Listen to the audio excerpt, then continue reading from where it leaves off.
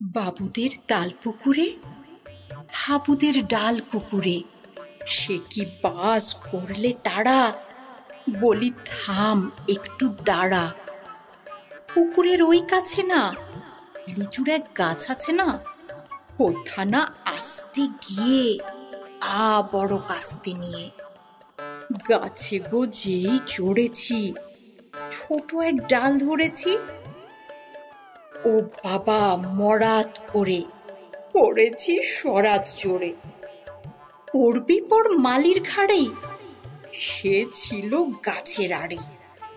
বেটা ভাই বড় নচ্ছার, ধুমাধুম গোটা দুচ্চার, দিলে খুব কিলো খুশি, একদম জোরসে ঠুসি।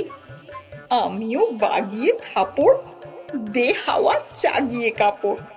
লাফিয়ে ডিঙ্গু দেয়াল, দেখি এক ভিটরে শেয়াল।